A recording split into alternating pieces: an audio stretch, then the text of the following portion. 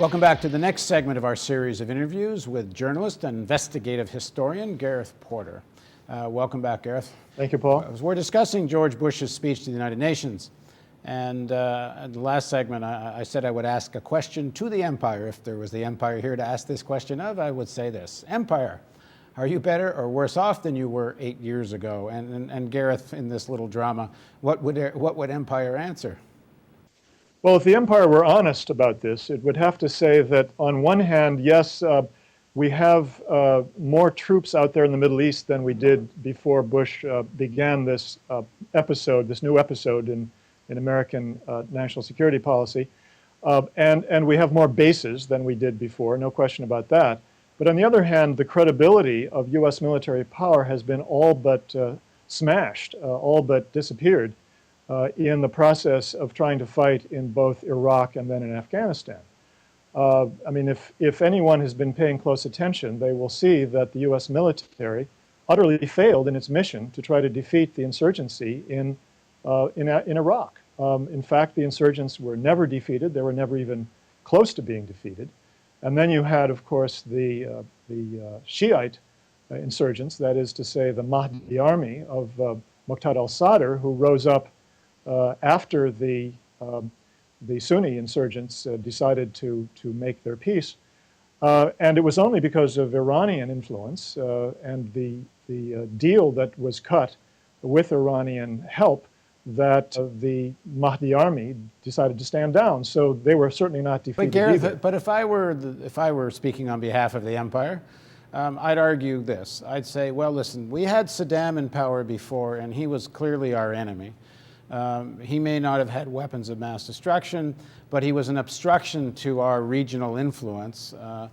And now what have we got? We have a regime that's certainly more compliant than Saddam was. We're going to have some direct access to Iraqi oil.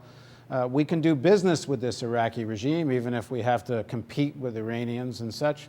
So if you strategically, as far as our position in the region goes, we got rid of an enemy and we got a compliant, some say, puppet government in place. So what would you say to that? You have correctly summarized, I think, the case for the idea that the United States power in the Middle East and influence have been enhanced by the policies that have been followed.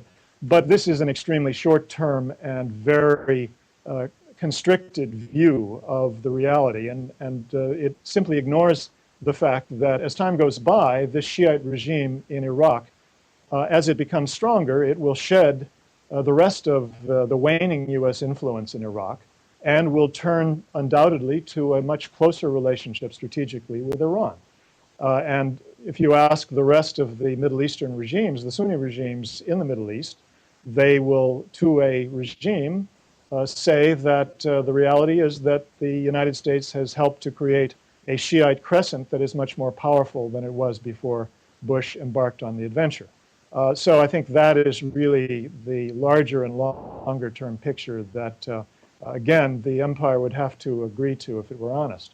But then we turn to Afghanistan, and I think there the picture is even more dire because the U.S. military is not in a winning position in Afghanistan. Indeed, that it is, if you read between the lines, that the U.S. is losing in Afghanistan.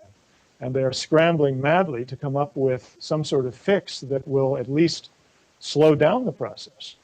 But no one, and I mean no one in Washington, has even suggested that there is anything like a strategy or a policy that will turn this around.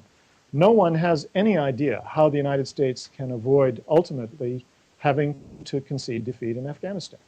We are like the other empires, the Russians and the Brits, who have gone in there and have found that they ultimately had to leave in defeat.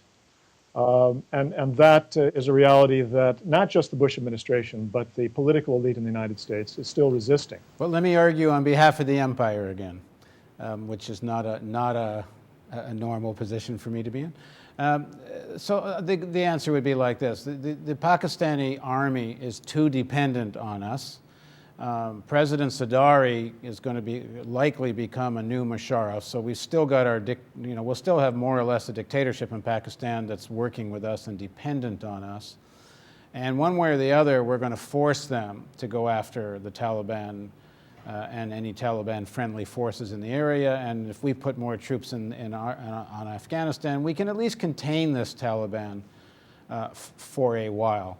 And I don't know whether the empire would really dig its heels in or not and say that, you know, we've got the resources if we have to, never let the Taliban get any further than they are.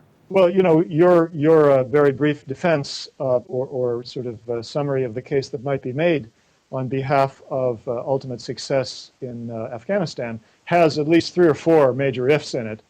And that's only a very small part of the ifs that would have to be fulfilled in order to believe that there's any possibility for success in Afghanistan. In the first place, you know, the idea that a civilian government that is dependent on the United States is going to be able to do what the Musharraf regime was unable to do. And indeed, you know, one has to understand that there was an effort by the Musharraf regime militarily at one point to try to deal with the Talibanization of the tribal areas of northwest Pakistan. It was a complete failure. The Pakistani army took very heavy casualties, and that was a large part of why they pulled back and then made their accommodation with the Taliban and their allies. But there is the recent quotation from retired General Massoud in Pakistan, who said that perhaps it is time for a real civil war in Pakistan, that the Pakistani army has to now go into the tribal territories and wage this war.